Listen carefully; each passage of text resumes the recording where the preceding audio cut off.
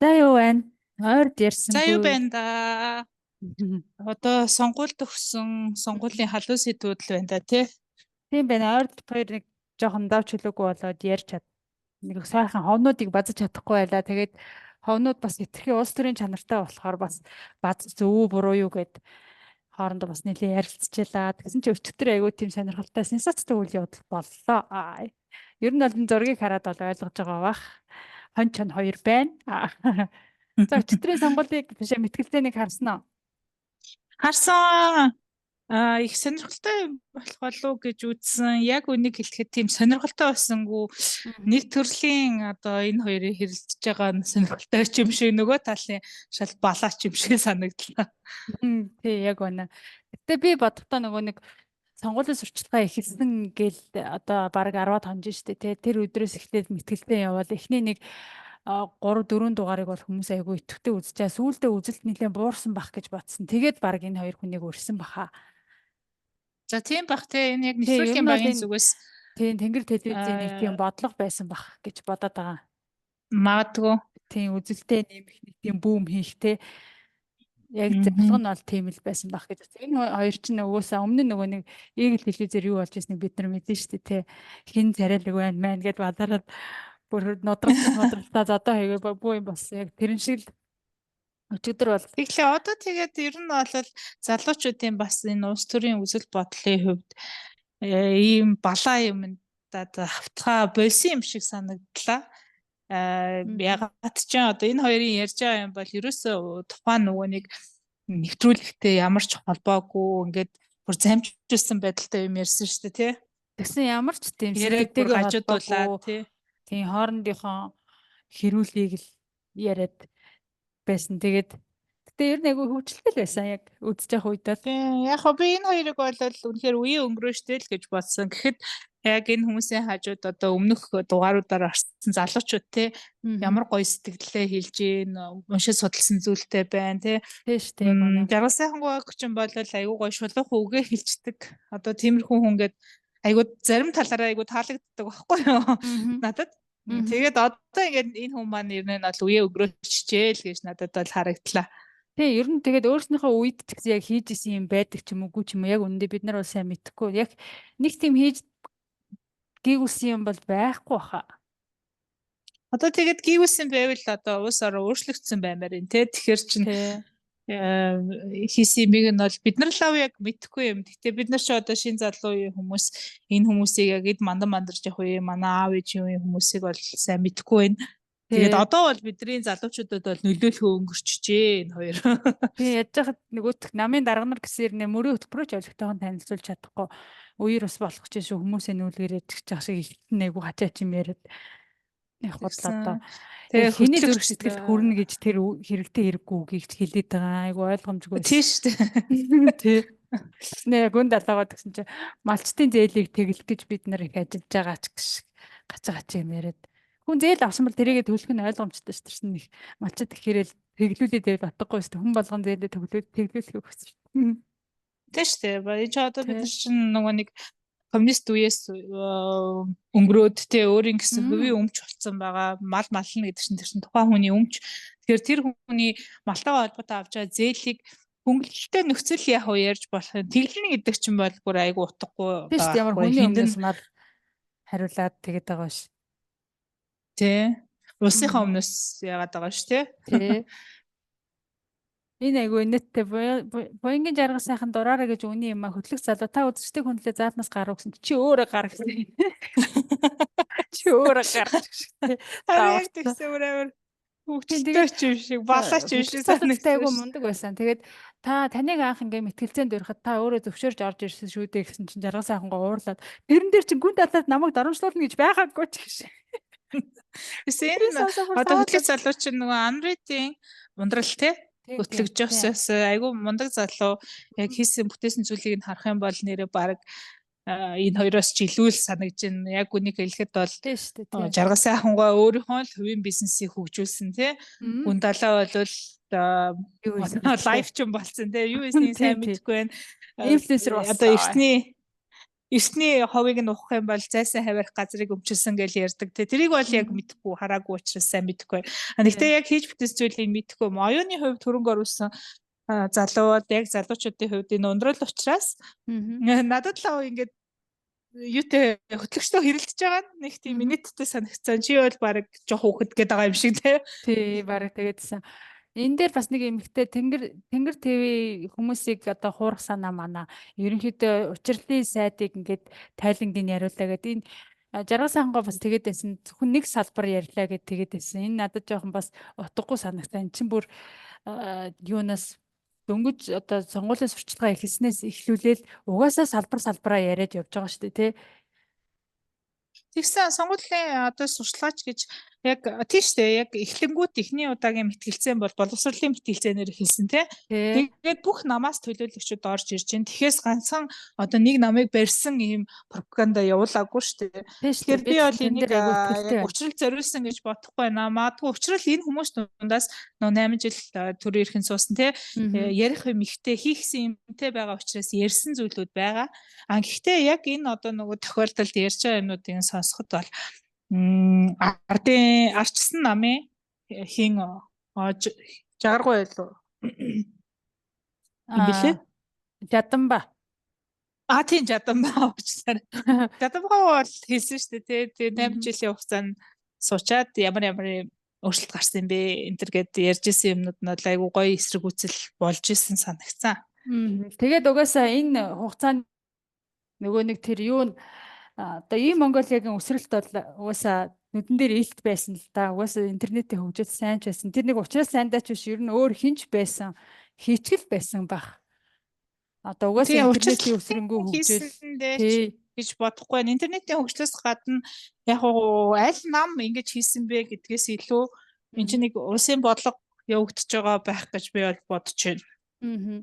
Тийм шүү дээ тий. Тэгээд энэ дээр нөө арчсан нам хийсэн шүү дээ. Анх энэ Монголиа болгоё гэсэн зүйлийг анх манай нам бол дурдсан байсан гэдгсэн шүү дээ. Тэгсэн.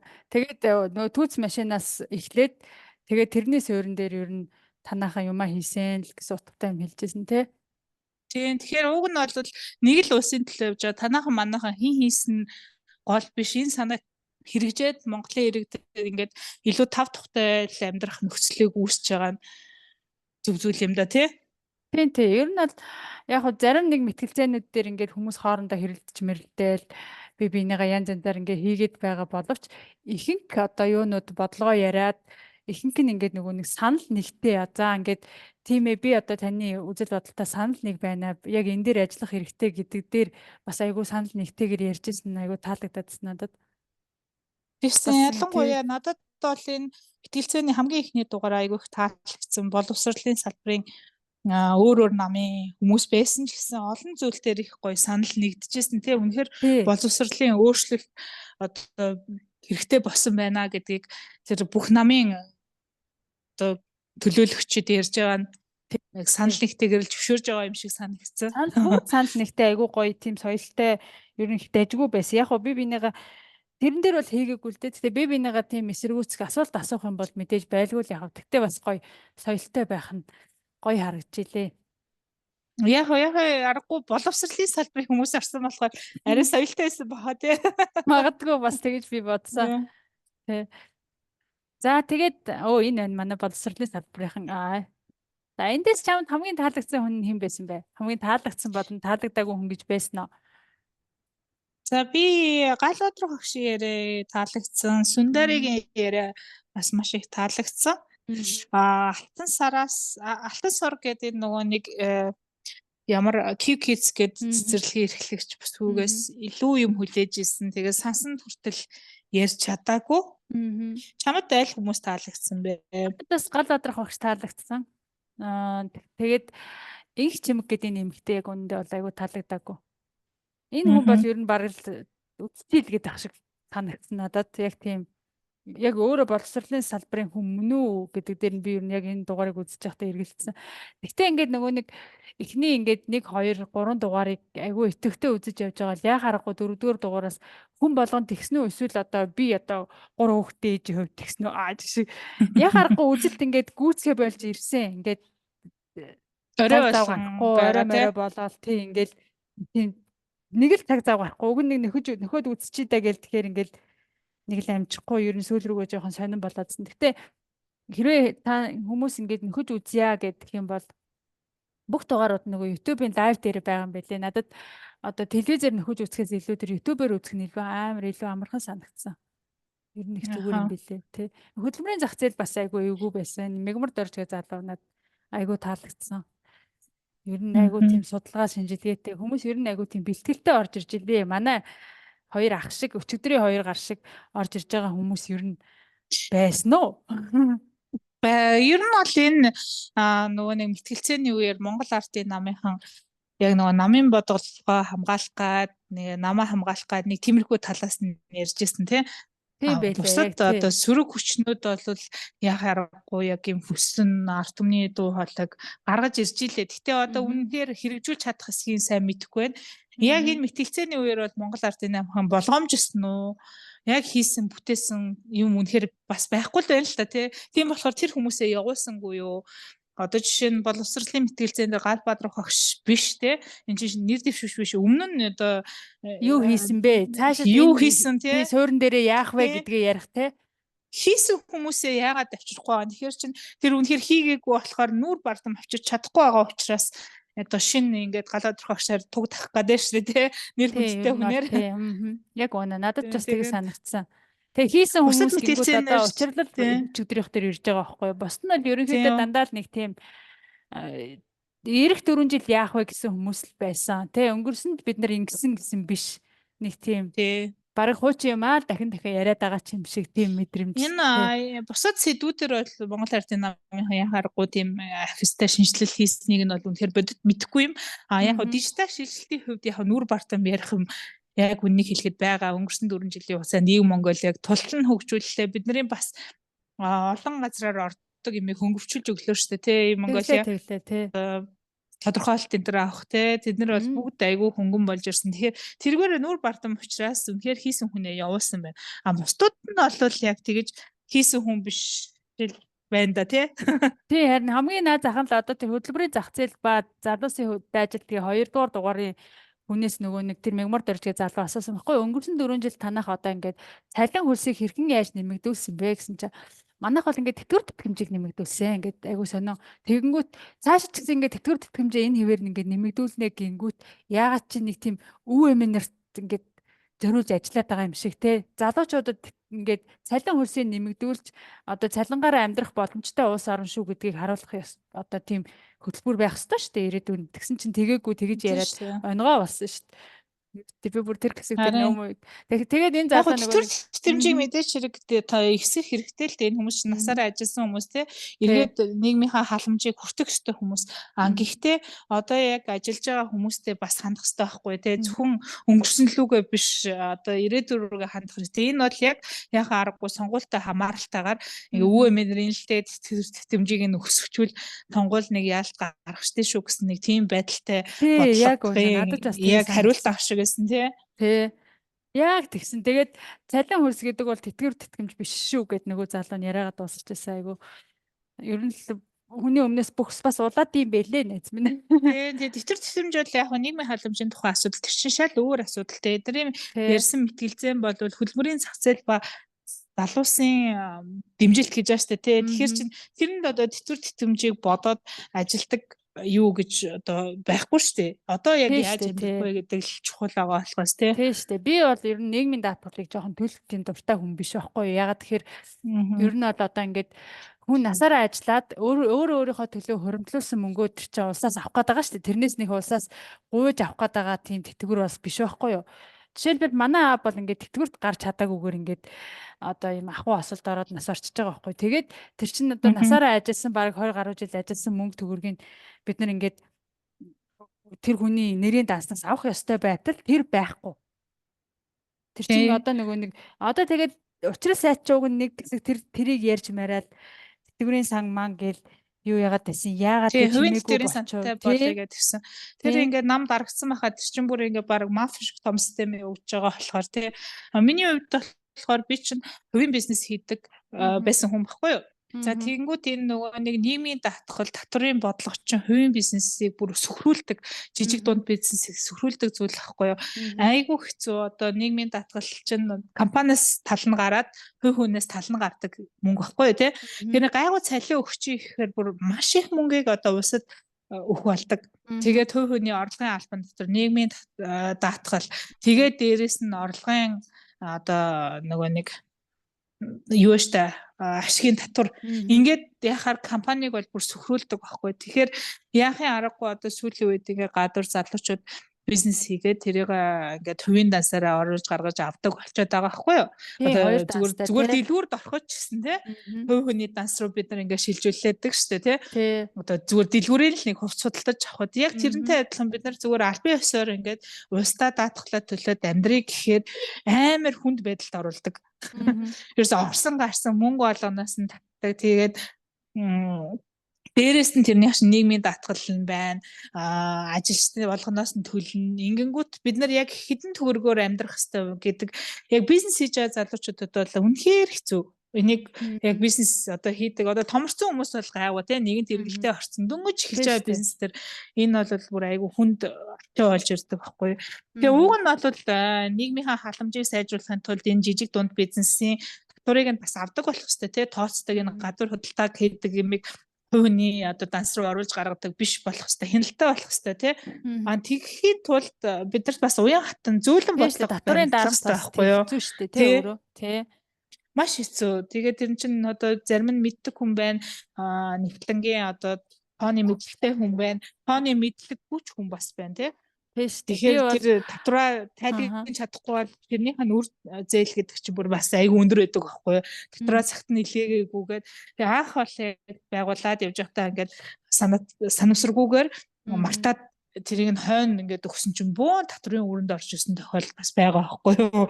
Би бол ингээд ажиллаж байгаа байгууллагатайгаа яриад хөдөлмөрийн хөлсний хамгийн доод хэмжээгээр надаас татвар аваараа би үлдсэн бүх цалингаа гар дээр авнаа гэж ер нь бол хэлэх тийм сонирхолтой тийм хүсэлтэй би нийгмийн даатгал төлөх одоо тийм дуртай хүн биш.